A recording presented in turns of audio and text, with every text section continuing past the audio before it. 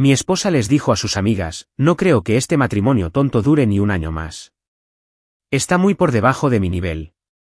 Todas rieron de acuerdo. Sonreí, ¿para qué esperar un año? Terminemos ya. Luego me fui. Esa noche, su mejor amiga me envió un mensaje que me dejó helada. Antes de revelar todo lo que me pasó, consigue tu copia del audiolibro, Historias de infidelidad brutales que impactaron al mundo. Es crudo, real y 10 veces más salvaje que lo que estás escuchando ahora mismo. Enlace en el comentario fijado. Si algo he aprendido en la vida, es que nada bueno pasa un miércoles por la noche. Los lunes te dan una paliza antes de siquiera tomarte el café. Los viernes te engañan con su optimismo radiante y sus promesas vacías de diversión. ¿Pero los miércoles? Vaya, los miércoles son como el niño mediano incómodo de la semana. De ese del que nadie habla en las reuniones familiares. Sentado en silencio en un rincón planeando un caos absoluto, mientras todos los demás están distraídos con la llegada del fin de semana. El miércoles es cuando el universo decide poner a prueba tu paciencia, tu cordura y, al parecer, tus votos matrimoniales. Llegué a la entrada exactamente a las 6:47 de la tarde, muerto de cansancio tras un doble turno en el almacén. Mi credencial de empleado seguía enganchada al bolsillo de la camisa, como un trofeo de participación por haber sobrevivido a otro día agotador levantando cajas, esquivando a montacargas incompetentes y fingiendo que me importaban las métricas de productividad. Ese pequeño rectángulo de plástico parecía menos una identificación y más una medalla de agotamiento, de esas que les dan a los soldados tras sobrevivir a una guerra en la que nadie les pidió que lucharan. Lo único que quería, literalmente lo único que quería en este mundo desolado, era una ducha caliente que durara más de 3 minutos, restos de pizza que no me obligaran a interactuar socialmente, y tal vez, solo tal vez, un episodio de alguna serie de televisión absurda donde la vida de nadie se desmoronaba más rápido que la mía. En cambio, me reí. Risa femenina. De esas que vienen envueltas en vino caro y rebosan de juicio, de esas que se escuchan en clubes de lectura donde nadie ha leído el libro, pero todos opinan sobre tus decisiones de vida. Resonaba por mi casa como una especie de fiesta de bienvenida retorcida a la que definitivamente no respondí. Abrí la puerta de entrada y el sonido se hizo más fuerte. Allí, despatarradas sobre los muebles de mi sala como si fueran dueñas del lugar, estaban mi esposa Tessa y sus 3 mejores amigas, la santa trinidad de la agresión pasiva, por así decirlo. Copas de vino en mano, con las caras sonrojadas por el brillo de la segunda botella. Se reían a carcajadas como un aquelarre de brujas que acaba de descubrir un nuevo hechizo. Debería haberme dado la vuelta en ese mismo momento. Debería haberme subido a mi camioneta y haber ido directo al bar más cercano, pedir una cerveza y reconsiderar mi existencia. Pero no, al parecer soy un glotón del castigo. Me quedé allí, en la puerta, invisible durante 10 segundos, lo que me dio el tiempo justo para oír la voz de Tessa cortar las risas como un cuchillo atravesando lo que me quedaba de dignidad. En serio, dijo, haciendo girar su copa de vino como si fuera una especie de sumiller en lugar de una mujer que compró sus Chardonnay en Target. No creo que este matrimonio tonto dure un año más. Está tan por debajo de mi nivel que ya ni siquiera tiene gracia. Excepto que sí la tenía, al menos para ellos. Todos se ríen como si acabara de soltar el chiste más grande del mundo, como si hubiera descubierto el fuego, o inventado la rueda, o descubierto cómo curar el cáncer con sarcasmo.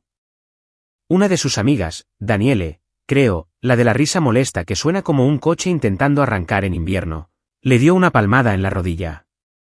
Otra asintió con tanta fuerza que pensé que se le iba a caer la cabeza. Por debajo de su nivel. Eso es lo que ella dijo. ¿Abajo? ¿Ella? Nivel. Yo trabajaba 60 horas a la semana para mantener la luz mientras ella trabajaba a tiempo parcial en una boutique vendiendo velas carísimas a madres aburridas de los suburbios. Yo pagaba la hipoteca, la cuota del coche, el seguro, la compra y sus viajes espontáneos a Target que, de alguna manera, siempre resultaban en $300 en artículos esenciales que no necesitábamos en absoluto. Pero claro, estaba por debajo de su nivel. Tenía todo el sentido del mundo. Entré en la habitación, y de repente, la risa se apagó como si alguien hubiera pulsado un interruptor.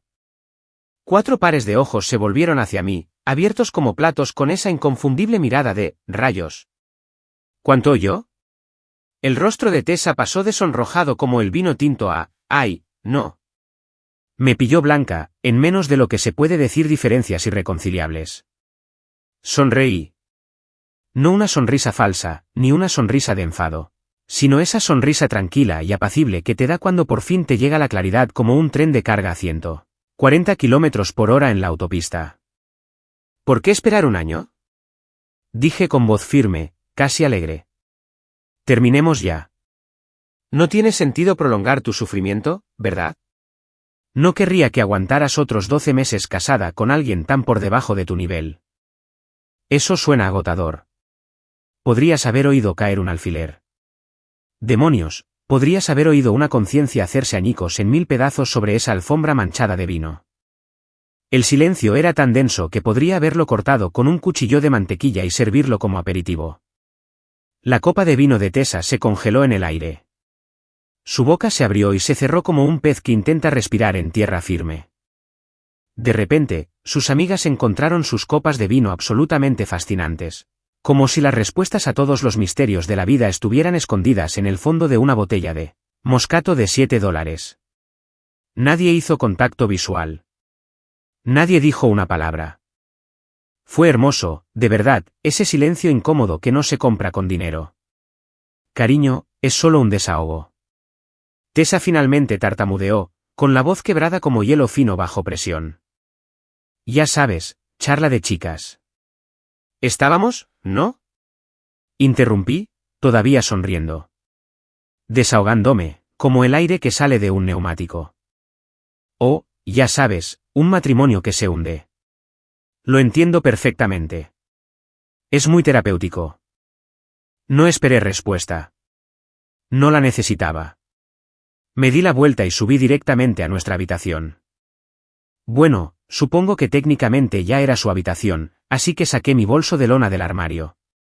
Metí ropa, artículos de aseo, el cargador del móvil y el libro que había estado leyendo y que sabía que nunca tocaría porque tenía más de 50 páginas y ninguna imagen. Todo el proceso me llevó unos 4 minutos. Durante minutos, recogí 5 años de fingir que todo estaba bien. Cuando bajé, con la mochila al hombro, Tessa estaba al pie de la escalera, con lágrimas corriendo por su rostro, como si alguien lo hubiera pillado con las manos en la masa. Sus amigos habían desaparecido misteriosamente. Probablemente se habían escabullido por la puerta trasera como cómplices huyendo de la escena de un crimen. «Estás exagerando», gritó con voz aguda y desesperada. «Estás siendo dramático. No puedes irte así como así». Me detuve en la puerta principal, con la mano en el pomo, y la miré por última vez. Probablemente, dije con calma, pero al menos estoy reaccionando antes de la venta de aniversario. Tengo que reducir mis pérdidas mientras el mercado sigue abierto, ¿sabes? Y dicho esto, salí por la puerta, cerrándola suavemente tras de mí. Sin portazos, sin drama, solo un suave clic que, de alguna manera, sonó más fuerte que cualquier discusión que hubiéramos tenido. Sus últimas palabras resonaron a través de la puerta mientras caminaba por el camino de entrada. Te arrepentirás de esto. Quizás, pero sinceramente, el arrepentimiento parecía un precio pequeño a pagar por el amor propio. Si el desamor tuviera olor, sería una combinación muy específica de limpiador de alfombras industrial, humo rancio de cigarrillo prohibido durante 10 años, pero que de alguna manera aún persiste en las paredes, y desesperación pura y sin filtro. Eso fue exactamente lo que me impactó cuando me registré en el Sunrise Motel junto a la autopista 64, a unos 24 kilómetros de lo que solía ser mi hogar. El lugar parecía haber tenido mejores tiempos, probablemente allá por 1987, cuando los salmonetes estaban de moda y la gente aún confiaba en el sushi de gasolinera. El letrero de neón de la entrada oscilaba entre Sunrise Motel y Sunrise Mall como si no pudiera decidir qué versión de sí mismo quería ser. Me identifiqué. El estacionamiento tenía exactamente 4 autos, todos con aspecto de haber pasado por sus propios divorcios, abollados, rayados y probablemente con el motor encendido y las falsas esperanzas. El edificio estaba pintado de un color que antes podría haber sido amarillo, pero que se había desteñido hasta convertirse en lo que solo puedo describir como un beige de rendición. $49 por noche. Desayuno no incluido. Dignidad opcional. Wi-Fi cuestionable. El recepcionista, Larry, según su etiqueta torcida, no hizo preguntas, lo cual agradecí. Simplemente me pasó una llave sujeta a una etiqueta de plástico en forma de diamante con el número 17. Impreso y dijo, la máquina de hielo está rota, la máquina expendedora solo acepta efectivo, las cajas son a las 11. Poesía, de verdad. Subí mi bolso de lona por las escaleras exteriores, porque claro, este era uno de esos moteles donde la puerta da directamente al aparcamiento, lo que permite a todos disfrutar de tus decisiones de vida en primera fila, y abrí la habitación 17. La puerta se atascó un poco, como si intentara protegerme de lo que había dentro, pero la abrí de todos modos. La habitación era justo lo que se esperaba por $49. Una cama tamaño queen con un edredón que probablemente había visto más acción que una lucha libre de pago por evento. Un televisor que definitivamente era más viejo que mi matrimonio. Un baño del tamaño de un armario y un aire acondicionado de ventana que zumbaba como si estuviera considerando jubilarse. Había un cuadro de un faro en la pared. Porque nada dice tocar fondo como el arte marítimo inspirador en un motel de carretera. Dejé mi bolso en la cama y me quedé allí un minuto, mirando al techo. Había una mancha allí arriba con la forma exacta de Sudamérica. Hablo con todo detalle, se veía Colombia, Brasil, Argentina, todo el continente. O alguien había derramado algo catastrófico, o el techo tenía sus propias ambiciones geográficas. De cualquier manera, fue extrañamente reconfortante. Al menos Sudamérica sabía dónde estaba. Todavía estaba tratando de entenderlo. Mi teléfono empezó a vibrar, y a vibrar, y a vibrar aún más, como un avispón furioso atrapado en mi bolsillo. Lo saqué y vi cómo las notificaciones me llegaban como un tsunami de arrepentimiento y manipulación. Mensajes de Tessa. Estás siendo infantil. ¿En serio? ¿De verdad vas a hacer esto? Ven a casa. Tenemos que hablar. No lo decía en serio. Bueno, quizás sí que lo decía en serio, pero no así. Estás desperdiciando 5 años. Mis amigos solo estaban bromeando. Me estás avergonzando. Eso último me hizo reír a carcajadas. La estaba avergonzando. Señora, acabo de enterarme de que mi esposa me considera un peso muerto frente a su equipo de jueces borrachos de vino. ¿Y de alguna manera soy yo la vergüenza? La gimnasia mental que requiere esa lógica merece una medalla de oro olímpica. Ignoré todos los mensajes. Borré las notificaciones sin leer la mayoría. Me sentí bien, incluso terapéutico. Como reventar plástico de burbujas o borrar correos urgentes de personas cuyas emergencias no son tu problema. En algún punto entre su disculpa número 15 y la desesperación, necesitamos hablar. Eso probablemente significaba que necesitaba controlar la narrativa. Encontré algo que no había sentido en meses, una paz auténtica y genuina. Pedí una pizza en el local de enfrente, Ginos, que parecía haber fallado 3 inspecciones sanitarias, pero tenía una calificación de 4 estrellas de los camioneros, así que confié más en ella que en mis votos matrimoniales. Pepperoni y champiñones. Sencillo, honesto. La pizza no me mintió sobre sus intenciones. Me senté en esa cama cuestionable, comí una pizza horrible que, de alguna manera, sabía a libertad, y vi un reality show sobre gente que compra trasteros. Fue absurdo y perfecto. Nadie me juzgaba. Nadie se reía de mí. Solo yo, Sudamérica en el techo y un tipo que encontraba un mapache disecado en un trastero. Entonces, exactamente a las 6:13 de la mañana, lo sé porque no había dormido mucho y estaba mirando el reloj digital de la mesita de noche pasar los números, como si se burlara de mi insomnio. Mi teléfono vibró con un mensaje que me revolvió el estómago, como si fuera el de un niño explorador. No era de Tessa. Era de Lyra. La misma Lyra que había estado sentada en mi sofá anoche. La misma Lyra que se había reído a carcajadas cuando Tessa hizo su número de comedia por debajo de mi nivel. La misma Lyra a quien conocí durante 3 años como la fiel amiga de Tessa. El mensaje decía, oye, necesitas saber algo. Lo que dijo anoche no fue casualidad. Llevaba meses planeándolo. Me quedé mirando mi teléfono como si le hubieran salido patas y empezara a bailar claqué. Mi café, el lodo quemado y amargo del vestíbulo que Larry llamaba café recién hecho, se me enfrió en la mano. Mi cerebro no podía procesar las palabras con la suficiente rapidez. ¿Planeando esto? ¿Planeando qué exactamente? ¿La humillación? ¿La ejecución pública de nuestro matrimonio? Antes de que pudiera siquiera formular una respuesta, llegó otro mensaje. Quería que te fueras primero para hacerse la víctima. Lleva organizando esto desde febrero. Por favor, llámame. No puedo seguir con esto. Febrero. Febrero. Eso fue hace 8 meses. 8 meses trabajando doble turno, pagando facturas, doblando su ropa, preguntándole qué tal le había ido el día, y ella había estado planeando mi salida como si fuera una reestructuración empresarial. Yo no era su marido. Era un lastre. Estaba despidiéndose con una indemnización hecha de humillación y vergüenza pública. Dejé mi café antes de lanzárselo a Sudamérica y marqué el número de Lira. Contestó al primer timbrazo, con la voz apagada y culpable, como si confesara un crimen que había presenciado pero no había cometido. Lo siento mucho, empezó, y oí que estaba llorando. Debería habértelo dicho antes. Dime ahora, dije, con la voz más firme de lo que sentía. Y lo hizo. Vaya que lo hizo. Resulta que no estaba casada. Me habían elegido para una telenovela de larga duración llamada La trampa del marido tonto, y acababa de ver mi último episodio sin saber siquiera que se estaba emitiendo. La voz de Lira llegó por teléfono, como la de alguien que llevaba tanto tiempo cargando con un secreto culpable que ya empezaba a arraigarse en su conciencia. Ya conoces ese tono. Ese en el que alguien sabe que la ha cagado, sabe que debería haber hablado antes, pero esperó a que la culpa pesara más que la lealtad a su terrible amigo. Sí, ese tono.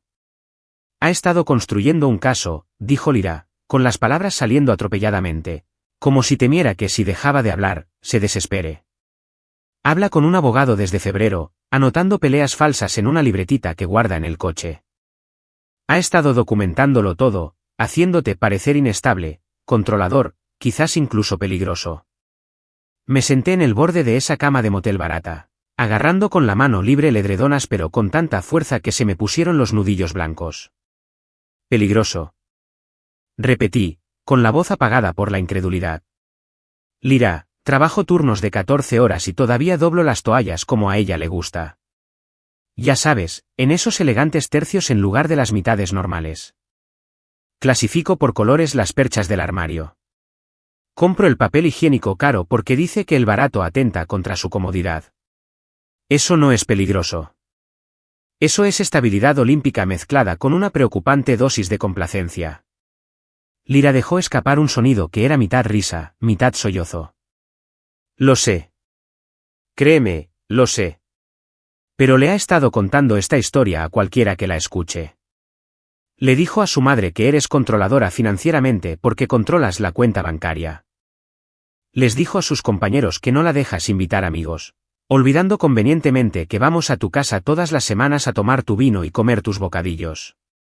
Nuestra casa, corregí automáticamente, y luego me detuve. En realidad no, supongo que ahora es su casa.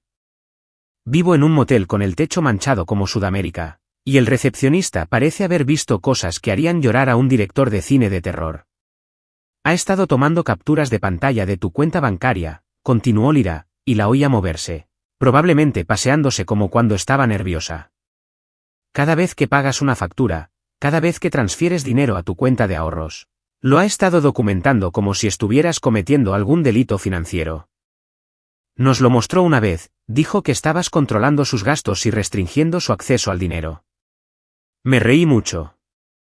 No fue una risa graciosa, sino una de esas risas oscuras e incrédulas que uno suelta cuando la realidad se vuelve tan absurda que vuelve a la comedia.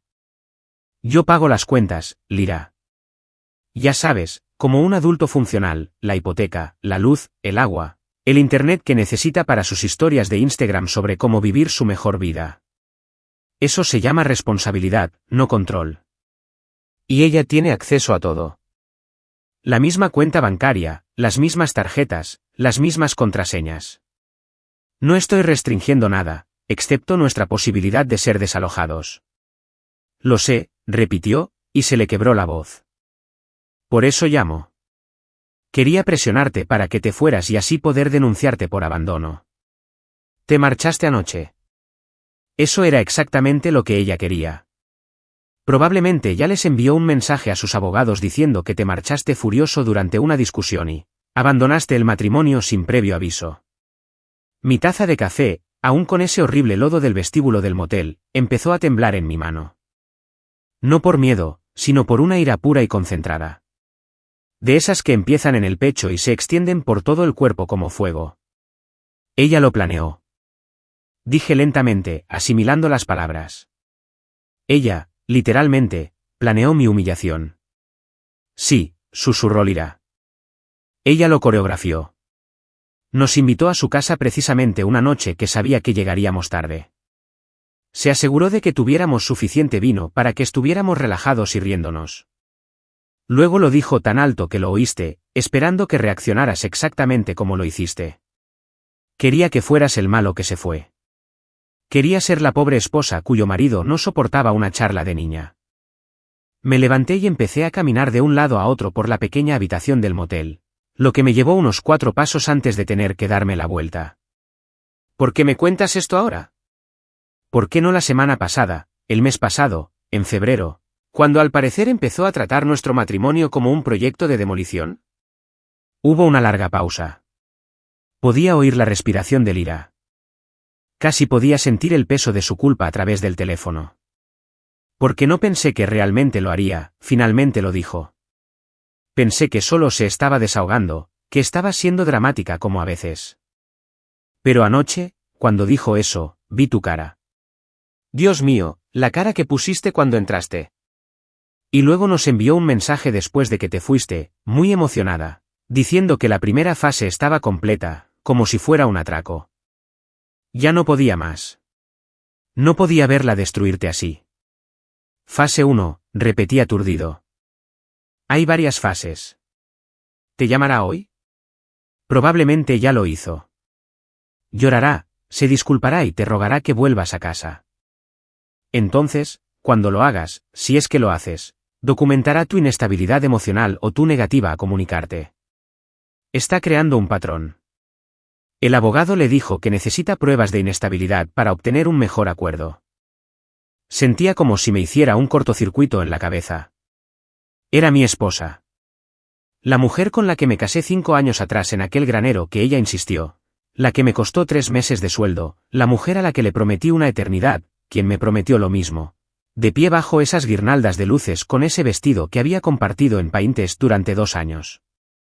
Esa mujer llevaba desde febrero planeando mi caída como si fuera una fusión empresarial que necesitaba disolverse. Tengo pruebas, dijo Lyra de repente. La grabé. La semana pasada, estábamos en un brunch, ella, Daniele, Sophie y yo, y ella me explicó todo el plan. Lo grabé en mi teléfono porque algo no me cuadraba. No sabía qué hacer con él, pero lo tengo. Ella admitió todo. El abogado, la documentación falsa, el montaje. Te lo envío ahora mismo. Mi teléfono vibró con un archivo entrante, un archivo de audio de 3 minutos y 47 segundos. Lo miré como si fuera el santo grial envuelto en evidencia y atado con un lazo de justicia. Úsalo, dijo Lyra con firmeza. Mereces saber a qué te enfrentas realmente, y mereces algo mejor que esto, mejor que ella. Guardé ese archivo como si fueran los códigos nucleares, lo descargué, lo respaldé en 3 lugares diferentes y lo traté con la reverencia que merecía. Gracias, dije, y lo dije con más sinceridad que en meses. Después de colgar, me quedé allí sentado durante 10 minutos, mirando fijamente el archivo de audio. Luego hice lo único lógico que un hombre puede hacer cuando descubre que su esposa lo ha estado tratando como si fuera un despido corporativo. Llamé a un abogado especializado en divorcios. Se llamaba Richard Sloan, y sus reseñas en Google estaban llenas de frases como, despiadado, sin tonterías, ¿qué hizo llorar a mi ex en el juzgado? Perfecto. Contestó al tercer timbre con una voz grave, mezclada con whisky y consecuencias. Sloan Lab, ¿cuál es su emergencia? Mi matrimonio, dije, y tengo pruebas. Bien. Respondió sin dudarlo. Trae todos los recibos, todos los mensajes, toda la documentación que tengas, y trae tu sentido del humor. Vas a necesitar los 3. Programé una cita para la mañana siguiente, colgué y por fin respiré hondo, sin sentirme ahogada. Que empiece el juego, La oficina de Richard Sloan estaba ubicada en uno de esos edificios profesionales que se esfuerzan por parecer importantes. Todo de cristal y acero, con citas motivacionales sobre la justicia grabadas en las paredes del vestíbulo. El tipo de lugar donde la gente usa traje a propósito y todos caminan rápido como si estuvieran a punto de perder un vuelo a la trascendencia. Subí en ascensor al 7º piso con la sensación de ir a una batalla, solo que en lugar de armadura, llevaba vaqueros y una camisa que había sacado de mi bolsa de lona y que probablemente necesitaba plancha. La recepcionista, una mujer de unos 50 años con gafas de leer con cadena y una expresión que sugería haber visto todos los dramas humanos, apenas levantó la vista cuando entré.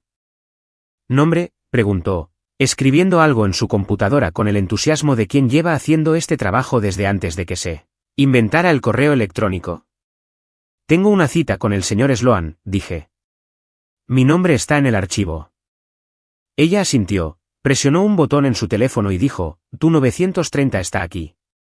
Luego señaló una sala de espera con sillones de cuero, café que olía bien y revistas de la década. Ya era un paso más allá del motel. Apenas me había sentado cuando se abrió una puerta y salió la personificación humana de una auditoría fiscal. Richard Sloan era exactamente como sugerían sus reseñas en línea. De 50 y tantos, con el pelo canoso cortado a lo militar, gafas de montura metálica que le daban el aspecto de un profesor que suspendía a sus alumnos por diversión, y una mirada que podía cortar la leche desde el otro lado de la sala. Llevaba un traje que probablemente costaba más que la cuota de mi camioneta y una corbata que gritaba, me gano la vida ganando discusiones. Vuelve, dijo, con la voz como grava procesada en una trituradora de madera. Sin apretones de manos, sin cumplidos, directo al grano. Me cayó bien de inmediato. Su despacho era justo lo que se esperaría de un abogado de divorcios que se anunciaba como despiadado. Títulos de derecho enmarcados en la pared, estanterías llenas de libros legales que parecían leídos de verdad y un escritorio organizado con la precisión de quien disfruta del papeleo. No había fotos familiares ni toques personales, solo las herramientas de un hombre que desmantelaba matrimonios fracasados como los mecánicos arreglaban motores averiados. Señaló una silla frente a su escritorio y me senté mientras él se acomodaba en su sitio con la facilidad que da repetir esta misma rutina 1000 veces. Abrió un bloc de notas amarillo, de papel, no una tableta, lo que de alguna manera lo hacía más intimidante, y pulsó un bolígrafo que parecía caro. Habla, dijo simplemente. No, cuéntame tu historia. Oh, siento que estés pasando por esto. Simplemente habla. Directo. Eficiente. Hermoso. Así lo hice. Le conté todo. La emboscada del miércoles por la noche, la sesión de asados con Tess, acompañada de vino, mi salida dramática pero justificada, el motel con Sudamérica en el techo, la llamada del Ira para confesar su culpabilidad y la grabación de audio que demostraba que mi esposa había estado tratando nuestro matrimonio como un crimen premeditado desde febrero. Saqué mi teléfono y le puse el audio, observando su rostro completamente neutral mientras la voz de Tess llegaba por el altavoz explicando toda su estrategia de divorcio, como si estuviera presentando una startup a inversores. Al terminar, Sloan se recostó en su silla y juntó los dedos como un villano de película que, por una vez, estaba del lado bueno. Tu esposa está jugando sucio, dijo con naturalidad. La buena noticia es que tienes pruebas y un testigo creíble. La mala noticia, y siempre hay malas noticias, es que probablemente entrará en pánico cuando se dé cuenta de que no estás actuando como un marido confundido y culpable. ¿Pánico cómo?, pregunté, aunque presentía que ya lo sabía. Mentiras, lágrimas, mensajes dramáticos alegando abuso o negligencia. Tal vez una publicación en Facebook sobre manipulación emocional con la suficiente vaguedad para hacerla parecer la víctima. Es el típico recurso para alguien que ha sido pillado con las manos en la masa. Golpeó el bolígrafo contra el bloc. Ella intensificará la situación antes de calmarse. La gente como tu esposa no pierde con elegancia. Queman la aldea y afirman que la defendían. Esa imagen mental era inquietantemente precisa. Ya me imaginaba a Tessa publicando algo en redes sociales con un filtro en blanco y negro y un pie de foto, sobre cómo superar relaciones tóxicas, omitiendo convenientemente la parte donde ella lo había planeado todo. Sloan pasó la siguiente hora explicándome lo que él llamó una estrategia de documentación, que sonaba mucho más sofisticada de lo que realmente era. básicamente, significaba hacer capturas de pantalla de todo, guardarlo todo, imprimirlo todo y tratar mi teléfono como si estuviera documentando pruebas para el FBI. Todos los mensajes de texto de Tessa se guardaron. Todos los extractos bancarios se imprimieron. Todos los recibos de todas las facturas que había pagado se organizaron en algo que haría llorar de alegría a un contador. Te sentirás paranoico, advirtió Sloan, tomando notas más rápido de lo que yo podía hablar. Te sentirás mezquino o vengativo. Ignora ese sentimiento. Es tu conciencia intentando ser justa en una situación que se fue al traste en febrero. Tu esposa contrató a un abogado hace 8 meses y ha estado construyendo un caso falso en tu contra. No estás siendo mezquino, estás siendo inteligente. Sacó una lista impresa, porque claro que tenía una, y la deslizó por el escritorio. Decía todo, desde mantener una cuenta bancaria separada y documentar toda la comunicación hasta no discutir por mensaje. Era como una guía de supervivencia para el divorcio, escrita por alguien que había visto todas las maneras posibles de que las cosas salieran mal. Aquí está lo más importante, dijo Sloan, inclinándose hacia adelante con esa mirada intensa que te hacía sentir como si estuvieras a punto de recibir información clasificada. No hables con ella a menos que sea por mensaje de texto o correo electrónico. Nada de llamadas, reuniones en persona, nada que no pueda documentarse. Si llega llorando a tu motel, no la dejes entrar. Si te llama borracha a las 2 de la mañana, no le contestes. Toda interacción que tengas con ella a partir de ahora debe documentarse, y preferiblemente, presenciarse. ¿Y la casa? Pregunté. La mitad de mis cosas siguen ahí. Lo solucionaremos con una solicitud formal. Volverás solo una vez, conmigo o con escolta policial si es necesario, y recogerás lo esencial. Pero ahora mismo, tu prioridad es la documentación y la distancia. Quiere que reacciones emocionalmente. Quiere que explotes, que la amenaces, que hagas alguna estupidez que pueda usar en tu contra. No le des esa satisfacción. Salí de su oficina 1 hora después con una carpeta de 8 centímetros de grosor llena de papeles que llenar, una estrategia que me hizo sentir como un espía de bajo presupuesto y una factura de anticipo que hizo que mi cuenta corriente se desplomara. Pero por primera vez desde el miércoles por la noche, sentí que no solo reaccionaba al caos, sino que realmente estaba haciendo algo al respecto. Esa noche, de vuelta en la habitación 17, con Sudamérica observándome desde arriba, hice exactamente lo que Sloan me había dicho. Anoté todo lo ocurrido en los últimos 6 meses, cada insulto disfrazado de broma, cada vez que ponía los ojos en blanco al hablar del trabajo, cada mensaje del salgo con las amigas, que llegó a las 9 de la noche y que la hizo volver a casa a las 2 de la mañana oliendo a arrepentimiento y chárdena. Cada factura que había pagado mientras ella publicaba historias de Instagram sobre branches, catas de vino y caprichos, con el dinero que había ganado moviendo cajas. Me pareció terapéutico, como escribir un diario, solo que en lugar de sentimientos, estaba documentando hechos. Y en lugar de cerrar el caso, estaba construyendo un caso. Mi teléfono vibró con otro mensaje de Tessa. ¿Podemos hablar como adultos, por favor? Hice una captura de pantalla, la guardé en mi carpeta y no respondí. Sloan tenía razón. Me sentí bien. 3 días después de mi reunión con Sloan, me llamó con instrucciones que parecían contradictorias, pero que, al parecer, tenían todo el sentido legal. Tienes que volver a la casa, dijo con esa voz grave que hacía que todo pareciera una orden militar. En resumen, establece la residencia permanente. Recoge más cosas, revisa el correo, deja claro que aún tienes derecho legal a estar allí. Si no, dirá que abandonaste la propiedad, y eso encaja perfectamente con su narrativa. ¿Quieres que vuelva?, repetí despacio, asegurándome de haberlo oído bien. A la casa donde mi esposa me humilló públicamente y ha estado planeando mi caída desde febrero. Esa casa. Esa es. Sloan confirmó sin el menor asomo de compasión. No tienes que quedarte mucho tiempo. 30 minutos, quizá 1 hora. Solo lo suficiente para demostrar su presencia. Si es posible, lleve un testigo. Alguien que pueda testificar que usted no armó un escándalo ni se llevó nada ajeno. Y por el amor de Dios, no te metas con ella si empieza un drama. Documenta, no participes. Así fue como me encontré entrando a mi casa un sábado por la tarde. Sentía que estaba organizando una especie de invasión de domicilio extraña en una propiedad de la que, técnicamente, aún era copropietaria. Había traído a Pete del trabajo como testigo, un tipo con una complexión robusta y la personalidad de un Golden Retriever.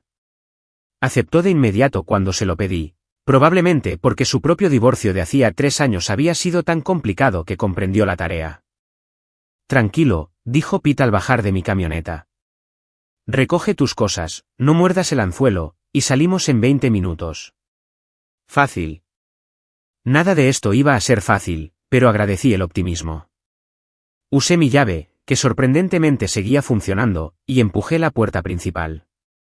La casa olía exactamente igual, como esa vela cara que Tessa compró en la boutique donde trabajaba, la que costaba $45 y que decía oler a energía de abuela costera o alguna otra tontería, de marketing. La sala parecía como si hubiera pasado un tornado de negación. Botellas de vino vacías en la mesa de centro, cojines tirados por todas partes y una manta en el sofá que sugería que había estado acampando allí en lugar de dormir en nuestra habitación. ¿Bien? Espero que ese colchón se sintiera tan vacío como su disculpa. Hola. Grité, y mi voz resonó por toda la casa como si estuviera explorando un museo de malas decisiones. Se oyeron pasos atronadores bajando las escaleras, y ahí estaba ella, Tessa, apareciendo en lo alto como una entrada dramática en una obra para la que nadie había comprado entradas. Llevaba pantalones de yoga y una de mis viejas sudaderas de la universidad, lo que parecía una elección calculada para recordarme tiempos mejores.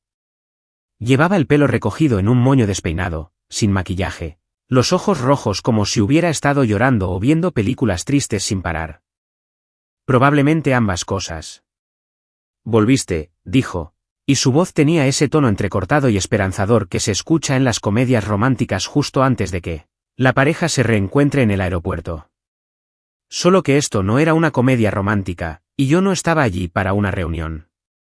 Vine por mi Xbox y mis documentos de impuestos. Vine por mis cosas, dije rotundamente, señalando a Pete, que estaba junto a la puerta como un guardia de seguridad enorme y muy silencioso. Este es Pete. Está aquí como testigo. Nos iremos en 30 minutos. Su rostro recorrió 6 emociones diferentes en 3 segundos, conmoción, dolor, ira, cálculo, y finalmente, la de la víctima herida. Fue impresionante, de verdad. Digno de un Oscar. Un testigo, repitió con la voz entrecortada. Trajiste a un testigo a tu casa. A ver a tu esposa. Órdenes de Sloan, dije, dirigiéndome ya a las escaleras. Solo estoy aquí para recoger algunas cosas y establecer mi residencia permanente. Asuntos legales. Ya sabes. Me siguió escaleras arriba como un cachorrito que no captaba la indirecta, y la oí hacer eso de respirar muy rápido antes de llorar, la antesala del sollozo. De verdad que lo estás haciendo, dijo, y las lágrimas empezaron justo en ese momento. Estás tirando 5 años a la basura por un comentario estúpido. 5 años. Entré en nuestra habitación, la suya ahora, supongo, y agarré mi bolso de lona de donde lo había dejado en el armario. Empecé a llenarlo con más ropa, mis zapatos, los libros de mi mesita de noche, el cargador de mi portátil. Un comentario estúpido. Repetí, sin siquiera mirarla. Tessa, te quedaste en nuestra sala y les dijiste a tus amigos que nuestro matrimonio no duraría ni un año más porque estoy por debajo de tu nivel. Eso no fue un comentario. Fue un veredicto. Y, sinceramente, solo respeto tu criterio. Era una broma, prácticamente gritó, y ahora las lágrimas brotaban con más fuerza. Máximo valor de producción. Me estaba desahogando. Las chicas dicen cosas cuando beben, no las decimos en serio. Finalmente dejé de empacar y me giré para mirarla. Mírala de verdad. La mujer con la que me casé hace 5 años se habría horrorizado con esta actuación.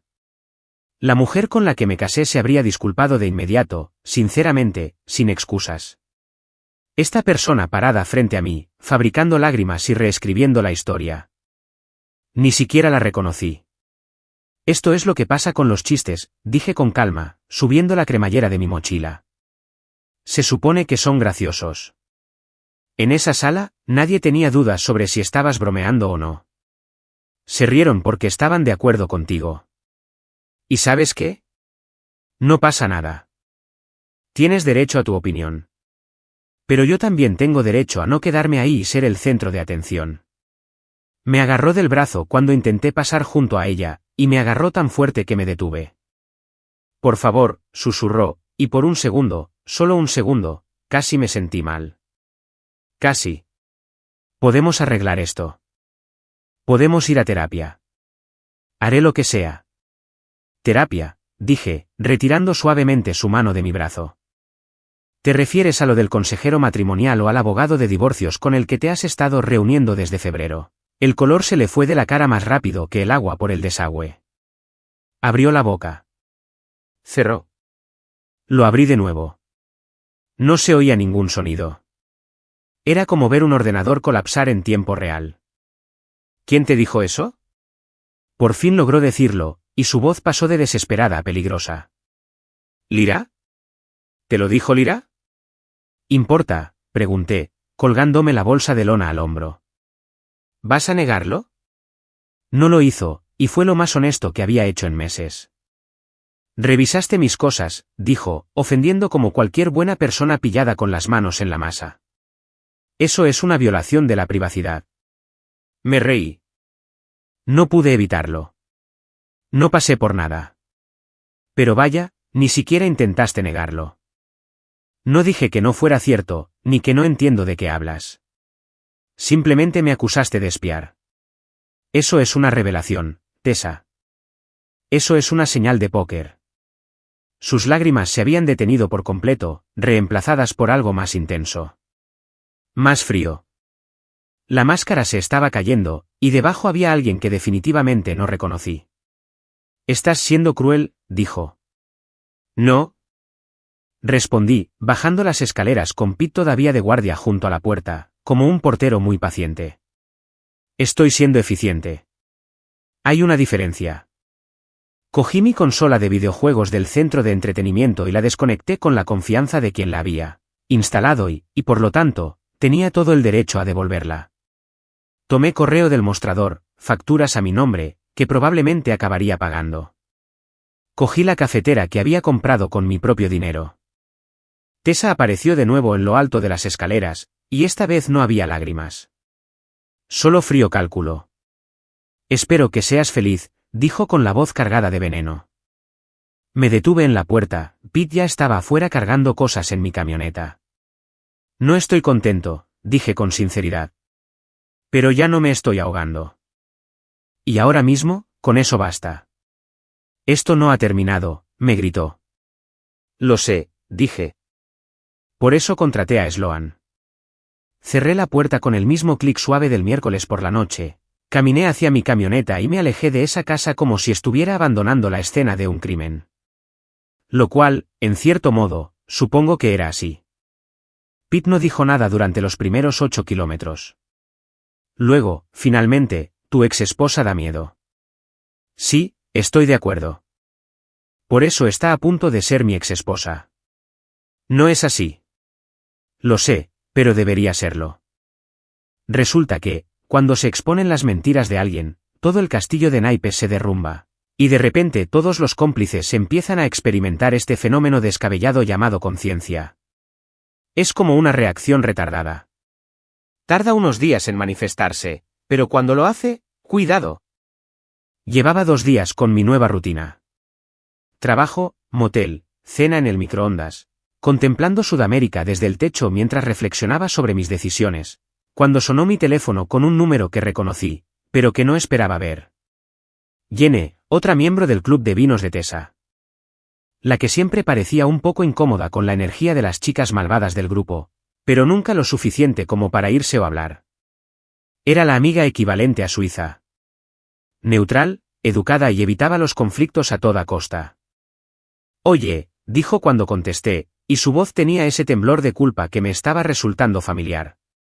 Al parecer, la culpa era contagiosa, y el grupo de amigos de Tessa estaba pasando por un brote. ¿Podemos hablar? ¿Hablar de verdad? Claro, dije, silenciando la tele donde un presentador de un programa de cocina le gritaba a un chef por un risotto poco hecho. ¿Qué pasa? Hubo una larga pausa, de esas en las que se oye a alguien armándose de valor por teléfono. Necesito disculparme, dijo finalmente, por esa noche, por reírme, por no haber dicho nada. Me siento fatal y no he podido dormir por ello. Agradecí la honestidad, aunque llegara con una semana de retraso. Lo agradezco, dije, porque ¿qué más se dice cuando alguien se disculpa por participar en tu humillación pública? Gracias por llamar. Eso no es todo. Continuó rápidamente, como si temiera perder el control. Tessa me llamó ayer. Quiere que mienta por ella. Me pidió, de verdad me pidió, que firmara una especie de declaración diciendo que le gritaste el mes pasado, que fuiste agresivo y controlador. Me enderecé en la cama del motel, con la atención de repente concentrada. ¿Le grité el mes pasado? No. Jenny dijo con énfasis, esa es la cuestión, yo estaba allí. Le pediste que bajara el volumen de la tele, porque tenías un turno temprano a la mañana siguiente. Fuiste educado. Incluso dijiste por favor y gracias. Tus crímenes contra la humanidad incluyen la comunicación básica y peticiones razonables. Le dije que no iba a mentir, y se enojó conmigo. Me llamó desleal, dijo que estaba eligiendo bando, dijo que los verdaderos amigos se apoyan pase lo que pase. Los verdaderos amigos no te piden que cometas perjurio. Señalé, añadiendo mentalmente esta conversación a mi creciente archivo de pruebas. Eso es más bien una situación de complicidad. Jenny se rió, pero sonaba estresada. Está perdiendo el control. Como si estuviera entrando en una espiral. Ha estado llamando a todos nuestros conocidos, intentando controlar la narrativa, contando diferentes versiones de la historia según con quien hable. Para su madre, eres una abusadora financiera. Para sus compañeros de trabajo, estás emocionalmente inaccesible. Para nosotros, ahora pareces violento. Es como si estuviera lanzando todo contra la pared a ver qué se pega. Esto era exactamente lo que Sloan había predicho. La escalada, el pánico, las acusaciones dispersas que se contradecían si prestabas atención. Tomé mi portátil y empecé a tomar notas mientras Jenny hablaba, documentando todo lo que me contaba con marcas de tiempo y citas textuales. La cosa es así, continuó Jenny, con la voz cada vez más fuerte ahora que se había comprometido con la verdad. No puedo seguir viendo esto. Ninguno de nosotros puede. Bueno, excepto Daniele, pero Daniele apoyaría una estafa piramidal si viniera con vino gratis, así que su juicio es cuestionable. Pero Sophie y yo hemos estado hablando, y creemos que deberías saberlo. Tess lleva un tiempo haciendo esto. No solo lo de abogado, sino también la construcción narrativa. Lleva meses pintándote como el malo, probando diferentes historias, a ver cuáles despiertan más simpatía. Mis dedos se detuvieron sobre el teclado. ¿Probando historias? Sí, bueno, ¿recuerdas cuando en marzo nos dijo que te habías olvidado de su cumpleaños? Hiciste un escándalo por no importarte, por no apreciarla, todo eso. Lo recordé. Le había comprado un collar que llevaba semanas deseando. Había reservado en ese restaurante italiano caro que le encantaba. Me había tomado el día libre en el trabajo específicamente para pasarlo con ella. No me olvidé de su cumpleaños, dije despacio. Gasté $300 ese día. Lo sé, dijo Jenny, porque publicaste una foto de ustedes dos cenando en Instagram. Pero nos contaba toda esa historia triste sobre cómo la habían desatendido. Y cuando mencioné la publicación de Instagram, dijo que la cena fue una actuación y no contaba porque solo lo hacías para las redes sociales. Chica, tienes como 80 seguidores y la mitad son bots. Nadie actúa para ese público. Me sentí como si estuviera viendo un documental sobre mi propia vida, solo que estaba descubriendo nueva información sobre la trama que, de alguna manera, me había perdido mientras la vivía. ¿Cuántas otras historias había distorsionado? ¿Cuántas veces se había hecho la víctima mientras yo simplemente existía, trabajaba, pagaba facturas? ¿Era un ser humano en general no villano? Está reescribiendo la historia. Dije, más para mí que para Jenny. Jenny asintió completamente. Y, sinceramente, creo que lleva tanto tiempo haciéndolo que quizá ahora se crea sus propias versiones.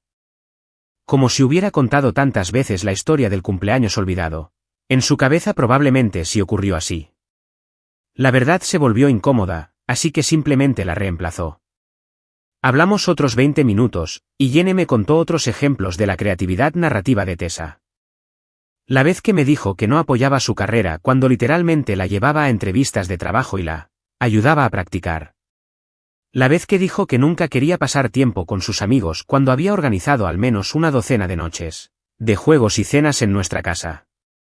La vez que le dijo a la gente que estaba obsesionada con el dinero porque sugerí que quizás ahorráramos para la entrada de una casa en lugar de gastar $400 en tarjeta cada fin de semana.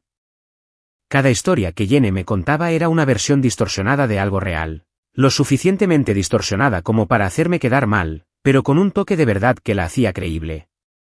Fue una manipulación magistral, la verdad. Si no me hubiera pasado a mí, me habría impresionado la pura guerra psicológica que envolvía todo aquello.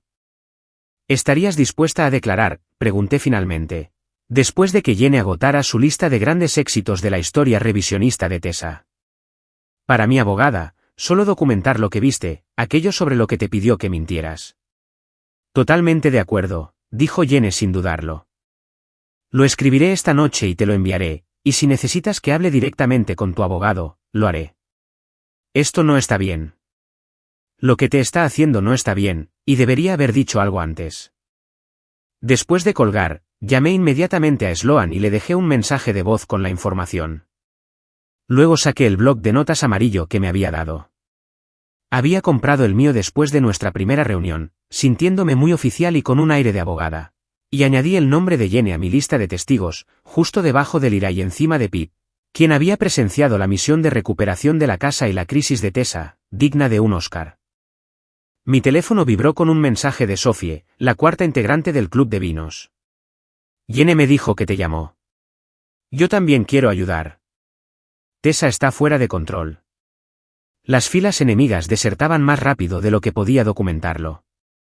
Lo que empezó como una lucha contra el mundo se estaba convirtiendo rápidamente en una lucha contra un pequeño ejército de personas que finalmente se habían dado cuenta de que habían estado apoyando al bando equivocado en una guerra muy desigual. Le reenvié el mensaje de Sophie a Sloan. La añadí a mi lista de testigos y me recosté en la cabecera del motel sintiendo algo que no había sentido desde que empezó todo esto. Una esperanza real y genuina. Tessa había pasado meses construyendo su caso contra mí, construyendo cuidadosamente una narrativa diseñada para destruir mi credibilidad y presentarse como la víctima de un matrimonio terrible. Pero cometió un grave error de cálculo. Asumió que la lealtad de su amiga era incondicional. Asumió que la preferirían a ella antes que a la verdad. Resulta que la mayoría de la gente tiene un límite, una línea que no cruza. Y pedirle a tus amigos que cometan fraude en tu nombre mientras reescriben la historia en tiempo real. Aparentemente era ese límite. Le respondí a Jenny. Gracias. En serio. Esto lo es todo. Respondió de inmediato. Mereces algo mejor que lo que ella te hizo. Todos lo vimos. Y deberíamos haber dicho algo antes. Lo siento. Me quedé mirando ese mensaje un buen rato, sintiéndome justificado y triste a la vez. Justificado porque no estaba loco. Otras personas también lo habían visto. Triste porque mi matrimonio tuvo que estallar para que alguien hablara. Pero bueno, más vale tarde que nunca, ¿no? 2 semanas después de la gran deserción de amigos de 2025, Sloan me llamó con una noticia que me revolvió el estómago. Reuniones de conciliación programadas, dijo con esa voz grave que, de alguna manera, hacía que todo sonara a la vez siniestro y tranquilizador. El próximo martes, a las 10 de la mañana, su abogado quiere negociar los términos antes de que presentemos el caso oficialmente. Trae un bloc de notas y tu cara de póker. Esto va a ser interesante. ¿Interesante, bueno o malo?, pregunté, temiendo ya la respuesta. Interesante como ver una partida de ajedrez donde un jugador no se da cuenta de que ya ha perdido, dijo, y pude percibir la sonrisa en su voz. Solo sigue mi ejemplo y no reacciones a nada de lo que diga.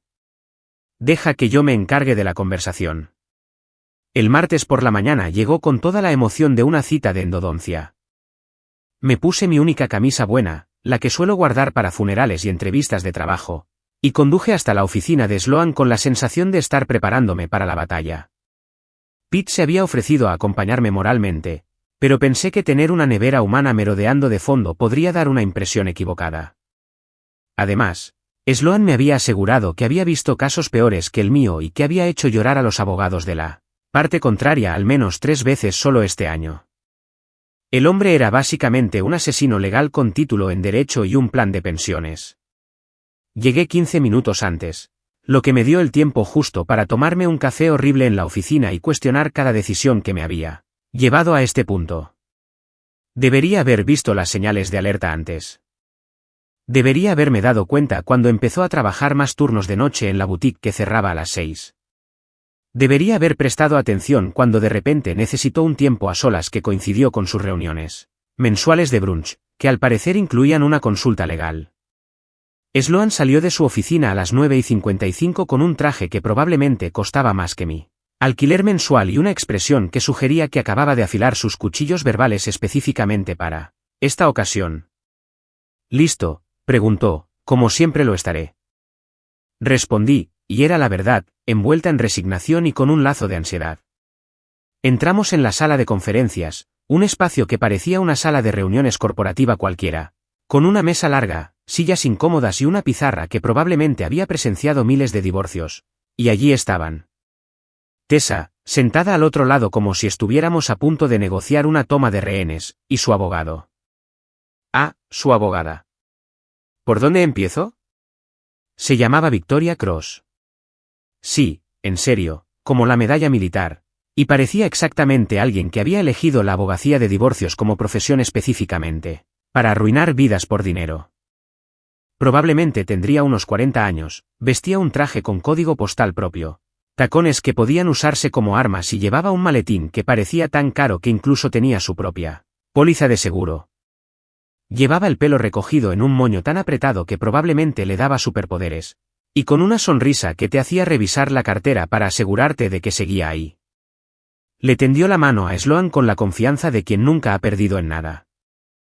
Richard, dijo con cariño, como si fueran viejos amigos tomando un café en lugar de abogados de la oposición a punto de pelearse por él. Cadáver de mi matrimonio. Siempre es un placer. Victoria, respondió Sloan, estrechándole la mano con la misma calidez que un palito de pescado congelado. Empecemos. Cometí el error de mirar a Tessa. Iba vestida como si fuera a un funeral, vestido negro, maquillaje mínimo y pañuelos ya agarrados en la mano como si fueran accesorios de una obra de teatro. Tenía los ojos enrojecidos y me miró con una expresión que probablemente pretendía transmitir angustia, pero que en realidad parecía como si hubiera practicado frente a un espejo. Aparté la mirada. Hoy no, Satanás. Hoy no. Victoria abrió su maletín con el gesto de quien revela una escalera real y sacó un documento que parecía tan grueso que podría ser una novela. Hemos preparado lo que creemos que es una división justa y equitativa de los bienes, empezó, deslizándonos copias por la mesa a Sloan y a mí. Mi cliente está dispuesto a ser bastante razonable dadas las circunstancias de la separación. Sloan tomó el documento, lo hojeó con la rapidez de quien lee la jerga legal como la gente normal lee las cajas de cereales, y luego lo dejó con un sonido que podría haber sido una risa o una amenaza. Es difícil saberlo con él. Déjame asegurarme de que lo estoy leyendo bien, dijo con una voz peligrosamente agradable. Propones una división al 50% de todos los ahorros, una división al 50% de todas las deudas, y mi cliente asumirá la responsabilidad total de la hipoteca hasta que el plus cubra la deuda de tarjeta de crédito de la señora Hernández de $7,000, hizo una pausa, entrecerrando los ojos al leer el documento como si lo hubiera ofendido personalmente, pagarle la manutención conyugal durante 2 años mientras reconstruye su carrera. Así es, dijo Victoria con una sonrisa que podría haber vendido hielo a los pingüinos. Creemos que es una compensación justa por la angustia emocional y la inestabilidad financiera causadas por su abandono del matrimonio. Casi me reí, casi, pero Sloan me había dicho que lo dejara a su cargo, así que me mordí la lengua con fuerza para saborear los centavos y dejar que el profesional trabajara. Abandono, repitió Sloan lentamente, como si saboreara la palabra y la encontrara podrida.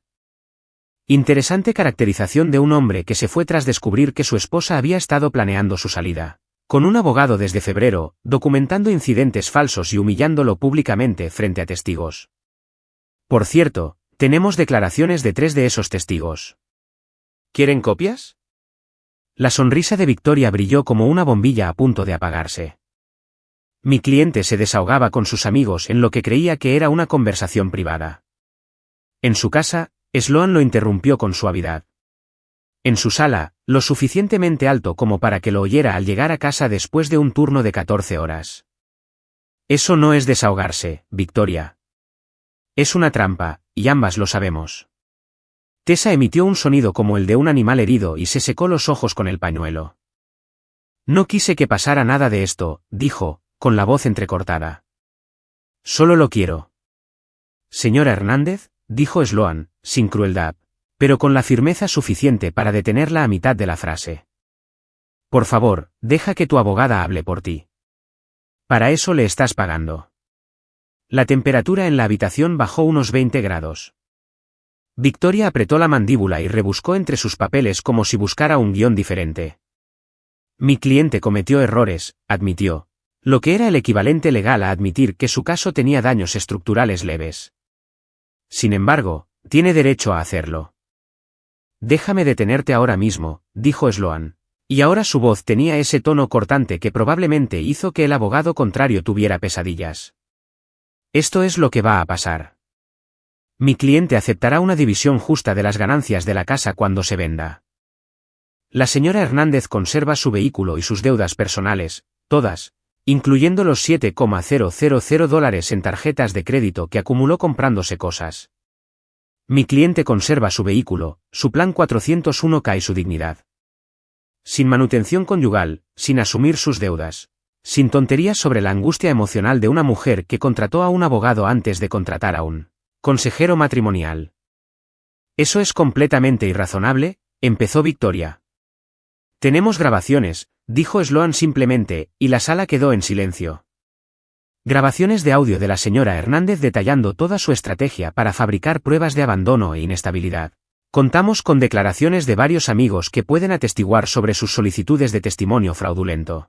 Tenemos registros bancarios que muestran que mi cliente pagó el 100% de los gastos del hogar, mientras que la señora Hernández gastó libremente en compras discrecionales. Así que esto es irrazonable, Victoria, que vengas aquí pidiendo manutención conyugal cuando tu cliente orquestó toda esta situación como si fuera una adquisición corporativa. Victoria miró a Tessa, que se había puesto tan pálida que parecía que iba a audicionar para una película de vampiros. Tuvieron una conversación en susurros con muchos gestos frenéticos de Tessa y muchas respuestas con los labios apretados de Victoria.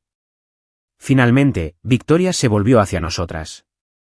Tendremos que hablar de esto con nuestro cliente y volver a contactarle con una propuesta revisada. Tiene 48 horas, dijo Sloan, poniéndose de pie y recogiendo sus papeles con la eficiencia de quien acaba de ganar un partido que nadie más sabía que estaba jugando. Después, presentaremos nuestros términos y dejaremos que un juez decida. Tú decides. Salimos de la sala de conferencias y no respiré bien hasta que volvimos a la oficina de Sloan. Fue increíble, dije, sintiéndome como si acabara de ver una pelea de campeonato de peso pesado donde mi chico noqueó al oponente en el primer asalto. Eso fue el martes, respondió Sloan, sirviéndose café de una cafetera que parecía haber estado preparándose desde la administración Clinton. Te ofrecerán algo más razonable, negociaremos los detalles y estarás divorciado para Navidad. Fácil, ¿verdad? Nada de esto había sido fácil. Pero ver a Sloan desmantelar al abogado de Tessa como si estuviera desactivando una bomba hecha con derecho y mala fe, había valido cada centavo de su anticipo. Resulta que Victoria Cross y su costoso maletín decidieron que librar una batalla perdida no valía la pena pagar las horas facturables. 47 horas después de nuestro enfrentamiento en la sala de conferencias, Sloan llevaba la cuenta, porque claro que sí. Enviaron una propuesta revisada que se parecía sospechosamente a lo que Sloan había exigido inicialmente. Dividimos la casa en partes iguales cuando se vendió, Tessa se quedó con su auto y su deuda. Yo con mi camioneta y mi cordura, no pagué manutención conyugal ni asumí su desastre con la tarjeta de crédito. Fue hermoso en su simplicidad, como ver a alguien finalmente aceptar que 2 más 2 es igual a 4 después de pasar meses insistiendo en que era una locura.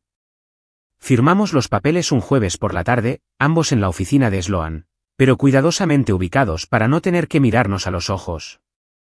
Parecía un intercambio de rehenes en una película de espías, solo que en lugar de prisioneros, estábamos intercambiando nuestro matrimonio fallido por la oportunidad de fingir que la otra persona no existía. Tessa firmó con manos temblorosas y el rímel corrido por la cara como si estuviera haciendo una audición para un vídeo musical triste. Yo firmé el mío con la firme confianza de un hombre que acaba de escapar de un edificio en llamas y no piensa volver a comprar recuerdos. Felicidades, dijo Sloan después de que ambos rubricamos la última página. Están oficialmente separados. El divorcio se formalizará en unos 6 meses, salvo que surjan complicaciones. No habrá complicaciones, dije, levantándome y estrechándole la mano con sincera gratitud. Gracias por todo. Tessa se fue sin decir palabra, lo cual probablemente fue lo más amable que había hecho por mí en meses. Para la segunda semana de nuestra separación oficial, o como me gusta llamarlo, mi liberación, las consecuencias sociales golpearon la vida de Tessa como un meteorito impactando un biodomo. La noticia corre rápido en nuestro círculo cuando existen capturas de pantalla, y al parecer, Lyra y Jenny habían estado haciendo la obra del señor corrigiendo discretamente la narrativa de Tessa cada vez que intentaba inventar una nueva versión de los hechos. Resulta que, cuando le pides a varias personas que mientan por ti, en cambio, todas comparan opiniones, tu credibilidad se desploma más rápido que las criptomonedas durante una recesión. Lyra me enviaba actualizaciones periódicas por mensaje de texto, como si fuera una corresponsal de guerra infiltrada en territorio enemigo. Me culpa de todo, decía un mensaje. Dice que la traicioné, que le arruiné la vida y que me puse de tu lado por despecho. La chica no se ha mirado al espejo ni ha aceptado responsabilidades desde 2019, lo juro. Claro, le respondí. La responsabilidad no es lo suyo, nunca lo ha sido. Ayer apareció en mi casa llorando. Recibí otro mensaje diciendo que todos se habían vuelto contra ella, que nadie entendía su versión de los hechos. Le dije que tal vez si tuviera una sola versión de los hechos en lugar de 17, la gente podría creerla. Se fue enfadada. Me sentí un poquito mal por eso. Diminuto, como microscópico. Pero sobre todo, me sentí reivindicada. Solo se puede manipular a la gente durante un tiempo antes de que empiecen a comparar opiniones. Y una vez que lo hacen, todo se desmorona más rápido que un castillo de arena con la marea alta. Las invitaciones dejaron de llegarle a Tessa. Las noches de vino se acabaron. El chat grupal se silenciaba cada vez que ella publicaba. Sophie me lo dijo, porque, al parecer, ahora estaba recibiendo información privilegiada. Como si estuviera dirigiendo una operación de inteligencia. Que Tessa había sido expulsada de 3 grupos sociales diferentes y eliminada de su lista de amigos por al menos una docena de personas que se enteraron de su pequeña invención de pruebas contra el plan de su marido. Las acciones tienen consecuencias. Consecuencias, Tessa. Deberían conocerse. Mientras tanto, por fin estaba haciendo algo que debería haber hecho hace meses, seguir adelante con mi vida. El Motel Sunrise había recibido una multa por alojamiento de emergencia y por la contemplación existencial de las manchas del techo. Pero Sudamérica y yo teníamos que separarnos. Encontré un pequeño apartamento de una habitación a unos 10 minutos del almacén. Nada del otro mundo, pero limpio, asequible y, por suerte, sin antecedentes de clubes de vino ni matrimonios falsos. El lugar estaba en uno de esos edificios antiguos con carácter, lo cual es un código inmobiliario. La calefacción es cuestionable y los electrodomésticos son antiguos, pero tiene molduras de corona. Segundo piso, apartamento esquinero, ventanas que se abrían de verdad, y un casero llamado Maurice que parecía un boxeador retirado y tenía una política estricta de no dramatismo, que aprecié más de lo que él jamás imaginaría. La renta se paga el primer día, sin excepciones, dijo Maurice cuando firmé el contrato. Su apretón de manos era tan firme que podía cascar nueces. El horario de silencio empieza a las 10. Si haces fiestas, te vas. Si destrozas el lugar, te vas. Pareces un buen tipo, así que no creo que tengamos problemas. No hay problema, lo prometí. Acabo de separarme y solo quiero vivir en paz sin que nadie me grite por los arreglos de almohadas o porque doble mal las toallas. Maurice rió, una carcajada profunda que sugería que ya había oído historias similares. He estado ahí. Mi exesposa una vez me tiró un plato porque compré la mantequilla equivocada, la normal. Al parecer, éramos una familia de mantequilla salada y yo había cometido una traición culinaria. Nos íbamos a llevar muy bien. Me mudé un sábado con la ayuda de Pete. El hombre era un camión de mudanzas disfrazado de humano y pasó el fin de semana transformando ese apartamento vacío en algo que realmente sentía como mío. Compré un microondas en Target que no juzgó mis elecciones de comida congelada. Conseguí un sofá en una tienda de muebles que era cómodo y no tenía 5 años de discusiones absorbidas por sus cojines. No colgué absolutamente nada decorativo porque era un hombre adulto que vivía solo y nadie iba a volver a criticar mi pared. Me sentí bien, realmente bien. Como la primera respiración profunda después de estar bajo el agua demasiado tiempo. Mi vecina de enfrente, una señora de unos 60 años llamada señora Chun, que olía a té de jazmín y sabiduría, me trajo galletas el segundo día y me dijo que tenía mucha energía, mucho mejor que la anterior inquilina. No pregunté qué pasó con el último inquilino. No necesitaba ese karma. Mientras me adaptaba a mi nueva vida, trabajando, comiendo sin críticas, viendo series sin que nadie suspirara dramáticamente cada 15 minutos, el mundo de Tessa parecía estar reduciéndose más rápido que una startup fallida. Sophie me envió una foto que había visto en Instagram. Tessa estaba frente a un edificio que definitivamente no era nuestra antigua casa. Era un estudio encima de una lavandería llamada Susan Dubs, de esos lugares donde se oyen las lavadoras a través del suelo y se huele a suavizante mientras duermes. Supongo que el sueldo de boutique no cubre lo que antes pagabas. El mensaje de Sophie decía, el karma ya no es sutil. Miré la foto un buen rato. Una parte de mí, una parte muy pequeña que aparentemente aún conservaba algo de compasión, se sintió mal. El resto de mí la recordaba riéndose con sus amigas sobre lo inferior que estaba a su nivel. Recordaba al abogado que había contratado en febrero, recordaba la documentación falsa, la manipulación y los 8 meses que pasé planeando mi caída. Esa pequeña parte compasiva fue derrotada enseguida. Una semana después, recibí otra actualización, esta vez de Yene.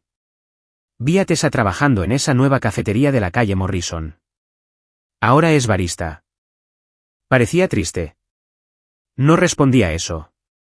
No hacía falta. El karma no siempre llega con rayos y música dramática. A veces simplemente aparece con delantal y una etiqueta, sirviendo cafés con leche carísimos a gente que definitivamente no sabe que antes te creías demasiado buena para tu marido obrero. No sentí nada. Ni satisfacción, ni reivindicación, ni siquiera lástima.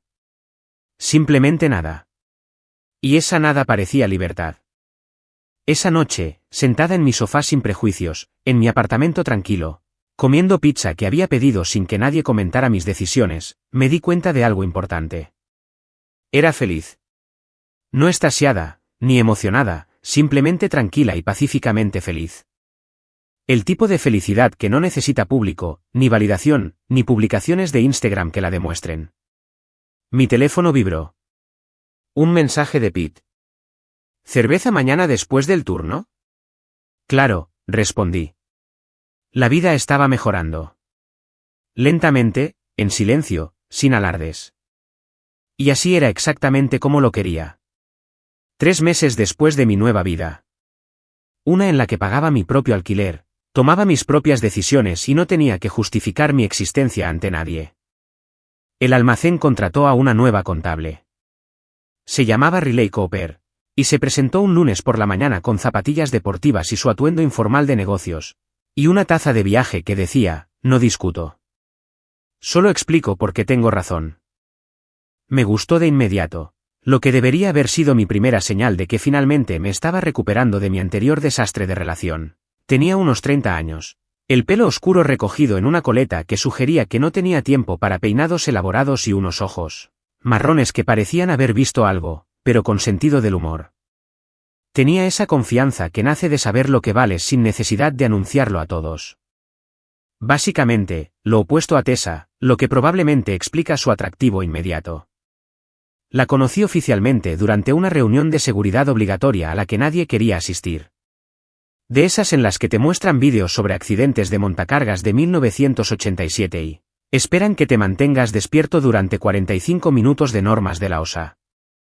Riley se sentó 2 filas detrás de mí, y pude oírla hacer comentarios sarcásticos en voz baja que hicieron que el chico a su lado luchara por no reírse. Si una persona más me dice que la seguridad es responsabilidad de todos, voy a presentar una queja, susurró, lo suficientemente alto para que todos los que estaban a su alrededor la oyeran. Lo entendemos. No te mueras en el trabajo. Mensaje recibido. Después de la reunión, salí al mismo tiempo que ella y me pilló sonriendo. ¿Lo oíste, preguntó, sin siquiera avergonzarse. Es difícil no hacerlo, respondí. Además, no te equivocas. Ese vídeo era más antiguo que la mayoría de las personas en esta sala, ¿verdad? Se cambió el bolso del portátil al otro hombro. He visto información de seguridad más relevante en los dibujos animados de Looney Tunes. Al menos mientras Coyote nos enseñó que los productos Acme no son confiables. Terminamos caminando juntas hasta el estacionamiento, hablando de la reunión, del almacén y de cómo le iba en su primera semana. Era graciosa, con esa ironía y observación que sugería que prestaba atención a todo y que la mayoría le parecía absurdo. Descubrimos que estacionamos cerca. Ella, en un sedán pequeño con una pegatina en el parachoques que decía, mi otro coche, también es una decepción. Y la conversación simplemente continuó. Fácil. Natural. No requiere esfuerzo. Parece que llevas aquí un buen rato, dijo ella, abriendo el coche. ¿Algún consejo de supervivencia para la nueva? Evita el café en la sala de descanso a menos que te gusten las bebidas con sabor a arrepentimiento, dije. Pete es el indicado si necesitas que te muevan algo pesado. Los envíos más recientes cuentan las mismas 3 historias en rotación, pero en realidad son bastante buenas una vez que las has escuchado 5 veces. Y si Bárbara de Recursos Humanos te ofrece galletas caseras, acéptalas. Son lo único bueno de este lugar, además del sueldo. Riley se rió, una risa sincera que me hizo darme cuenta de que hacía mucho que no oía una risa auténtica. No del tipo con prejuicios, vino ni intenciones ocultas. Solo diversión auténtica y sin complicaciones. Buena información, dijo. Me aseguraré de mantenerme hidratado con bebidas sin remordimientos y de hacerme amigo de Bárbara inmediatamente. Eso se convirtió en nuestra rutina durante las siguientes semanas. Nos encontrábamos en el estacionamiento, almorzando, en los descansos, y hablábamos. Nada profundo, nada pesado. Solo 2 personas que trabajaban en el mismo lugar y disfrutaban de la compañía mutua sin complicarse. Me contó sobre su anterior trabajo en una startup que se desmoronó estrepitosamente cuando arrestaron al director ejecutivo por fraude fiscal. Le conté sobre mi experiencia trabajando en el almacén durante 6 años y cómo recientemente había pasado por una separación que llevaba tiempo esperando. ¿Separados? Dijo un día mientras ambos calentábamos en el microondas nuestros tristes almuerzos de escritorio en la sala de descanso. ¿Reciente? Hace unos meses, dije, viendo cómo mis restos de pasta giraban como si estuviera contemplando su existencia. Resulta que mi exesposa pensaba que yo estaba por debajo de ella y llevaba planeando nuestro divorcio desde febrero mientras yo estaba aquí trabajando doble turno y pagando facturas como un idiota. Riley hizo una mueca como si acabara de probar algo agrio. Eso es impresionantemente terrible. Eso requiere esfuerzo. La mayoría de la gente simplemente se desenamora o tiene una aventura. Tu ex se puso a planificar estratégicamente. Es una triunfadora, dije. Está muy comprometida con el arte de arruinarle la vida a alguien. Bueno, dijo Riley, sacando su burrito del microondas. Supongo que su pérdida es la ganancia del mundo. Parece relativamente normal, lo cual es un estándar bajo, pero aún así cuenta. Me reí y me sentí bien. Fácil. Relativamente normal. Lo pondré en mi currículum. Una semana después, Riley me preguntó si quería tomar un café después del trabajo. Café de verdad, no el café de la sala de descanso. Hay un sitio llamado Grounds for Debate cerca de mi apartamento, dijo. Tienen juegos de palabras terribles en el menú y un espresso excelente. Interesante. Me interesó. Muy interesado. Pero también aterrorizado, porque la última vez que intenté tener una relación con otra persona, terminó con honorarios de abogado y un acuerdo de conciliación. Pero Riley no me pedía matrimonio, ni un compromiso, ni siquiera una cita. Estaba pidiendo café. ¿Solo café? 2 compañeros de trabajo pidiendo bebidas con cafeína y continuando las conversaciones que llevábamos semanas teniendo. Sí, dije, eso suena bien. Grounds for Debate era exactamente como lo anunciaban. Una pequeña cafetería con un menú en la pizarra lleno de bebidas con nombres como Lawsuit Latte y Objeción. Rechazada americano. Riley pidió algo llamado mocha de duda razonable, y yo pedí un café solo porque soy aburrido, pero consciente de ello. Nos sentamos junto a la ventana, y me contó que su compañera de cuarto de la universidad se había metido demasiado en los torneos de yo-yo competitivos. Le conté la obsesión de Pete con preparar 17 recipientes idénticos de pollo y arroz cada domingo. Nos reímos de los terribles compañeros de trabajo, de las peculiares políticas de asientos en la sala de descanso del almacén y de la experiencia universal de quemar una tostada en el peor momento posible. Fue fácil. Sin pretensiones. Nada de juegos. Nada de preguntarme si me estaba juzgando, llevando la cuenta o argumentando por qué no era lo suficientemente bueno. Solo 2 personas tomando café y disfrutando de la compañía mutua. Empezamos a hacerlo con regularidad, una vez a la semana, luego 2 veces, y finalmente cuando nuestros horarios coincidían. El café se convirtió en almuerzo. El almuerzo en una película. Las películas se convirtieron en chistes privados y mensajes de texto sobre observaciones aleatorias que solo tenían sentido para nosotros. Riley tenía un agudo sentido del humor que podía desmentir las tonterías más rápido que los argumentos legales de Sloan. Pero era amable al respecto. Sarcástico, sí. Cínico sobre ciertas cosas, sin duda. Pero nunca cruel. Nunca me manipuló. Nunca me hizo sentir que tenía que ganarme su aprobación, ni andar con pies de plomo, ni disculparme por existir. Una noche, unos 4 meses después de lo que fuera que esto se estaba convirtiendo, mi teléfono vibró con un mensaje de un número desconocido. Lo abrí por costumbre y me arrepentí al instante. Espero que valga la pena, decía el mensaje. Sin nombre, pero sabía exactamente quién era. Tessa, usando un número que aún no había bloqueado, intentó por última vez hacerme sentir culpable por el crimen de seguir adelante con mi vida.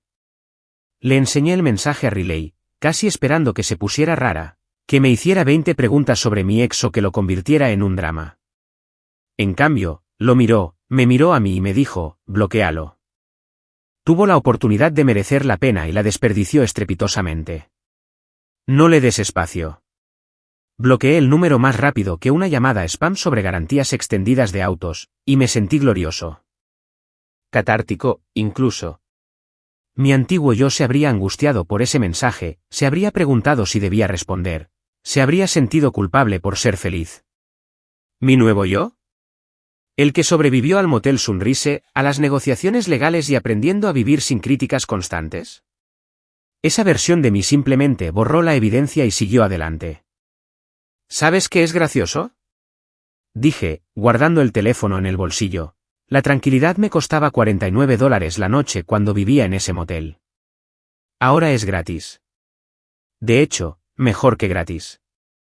Viene con buen café y aún mejor compañía. Riley sonrió, de esa manera que le llegaba a los ojos y me hizo pensar que tal vez, solo tal vez, a quienes han pasado por momentos difíciles les pueden pasar cosas buenas. Esa es la mejor paz, dijo. De esas que no tienes que pagar. Terminamos el café, discutimos con buen humor sobre si la piña iba bien en la pizza, claro que sí, no me molestes. E hicimos planes para ir a ese nuevo restaurante mexicano que había abierto en el centro. La vida iba mejorando. No porque hubiera encontrado a alguien nuevo, aunque eso era un buen extra, sino porque por fin me había reencontrado a mí misma. La versión de mí que existía antes de pasar 5 años intentando ser lo suficientemente buena para alguien que ya había decidido que no lo era. ¿Y esa versión? Estaba muy bien. 6 meses después de firmar la separación. 6 meses viviendo en paz en mi apartamento sin dramas, comiendo sin comentarios y recordando lo que se sentía al disfrutar de mi propia existencia. Sloan me llamó con una noticia que sonó como una campana de victoria en la distancia. El divorcio está formalizado, dijo, con su voz grave y un dejo de satisfacción que sugería que disfrutaba ganando incluso los casos fáciles. Eres oficialmente un hombre libre. Felicidades. Estaba sentado en mi sala cuando recibí la llamada, con un café en la mano, y la luz del domingo por la mañana entraba por las ventanas sin sentirme agobiante ni juzgado. Simplemente agradable. Normal. ¿Eso es todo? Pregunté, casi incapaz de creer que algo pudiera terminar sin más drama ni complicaciones de última hora. Eso es todo, confirmó Sloan. Firmó todo, no impugnó las condiciones finales, probablemente porque su abogado le dijo que luchar costaría más que rendirse. La casa se vendió la semana pasada. Recibirás la mitad de lo recaudado, menos los honorarios del agente inmobiliario y el saldo restante de la hipoteca. Debería estar disponible en tu cuenta en unos 10 días hábiles. ¿Ya terminaste? ¿Listo? Qué hermosa palabra. Corto, sencillo, definitivo. Se acabaron las negociaciones, las consultas con abogados y la incertidumbre de cuándo ocurriría el desastre. ¿Listo? Como cerrar un libro que te obligabas a terminar aunque dejaste de disfrutar la historia hace unas 300 páginas. Gracias, Sloan, dije, con toda mi alma. Por todo. En serio. Solo hago mi trabajo, respondió, pero pude oírlo sonreír. No te metas en problemas.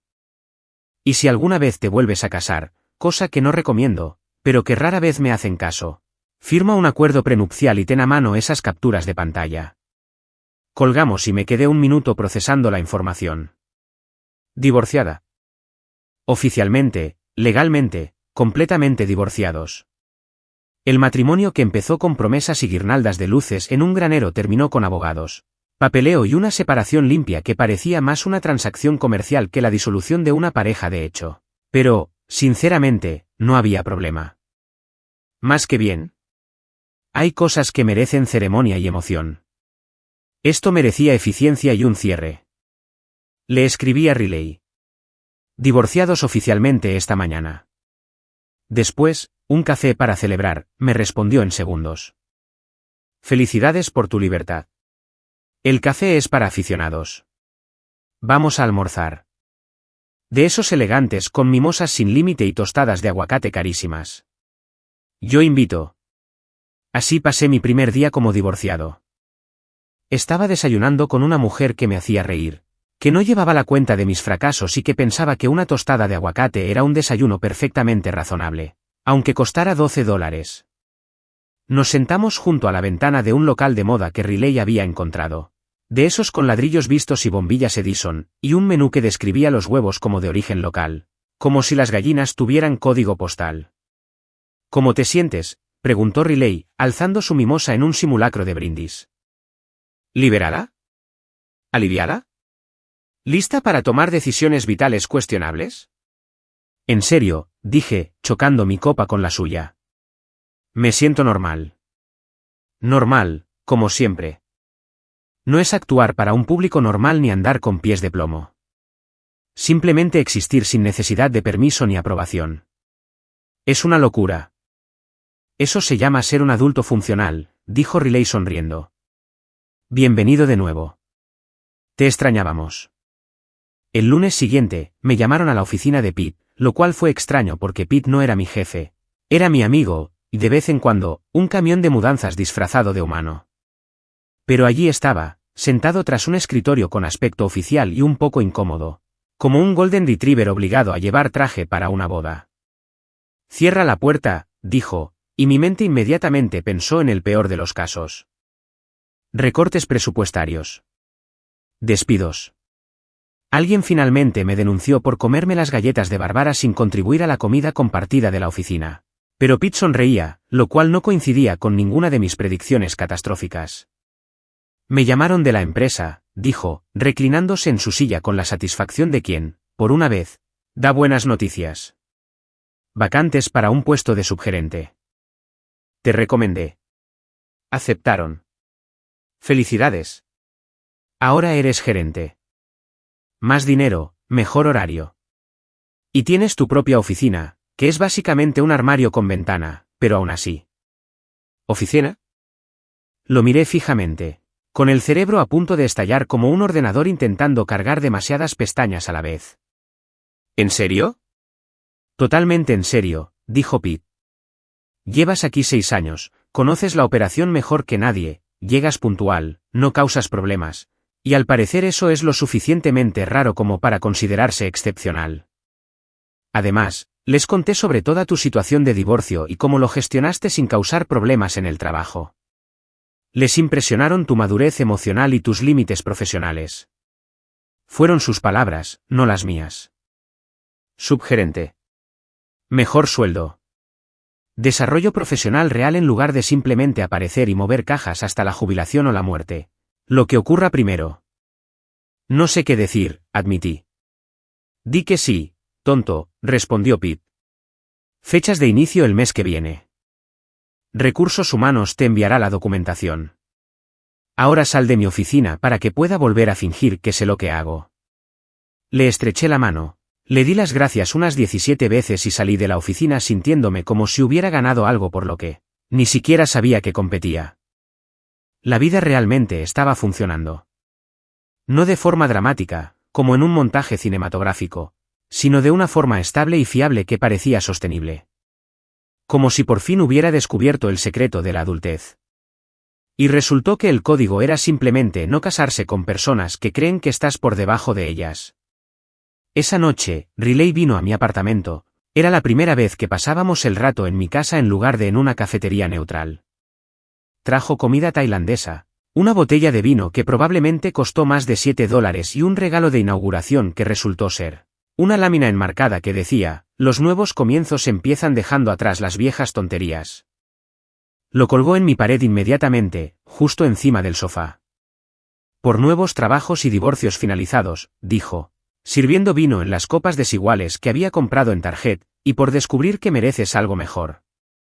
Sea cual sea la situación, comimos pad thai en mi sofá, vimos un documental sobre gente que escala montañas por diversión, que me pareció una locura pero extrañamente inspirador, y hablamos de todo y de nada.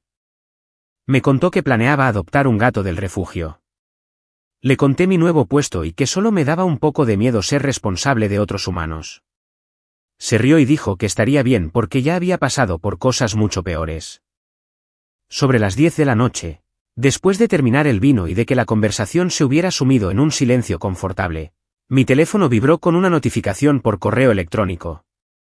Lo recaudado con la venta de la casa había llegado a mi cuenta, $38.000 después de todas las comisiones y la liquidación de la hipoteca. No era una cantidad que cambiara mi vida, pero sí suficiente para respirar con más tranquilidad.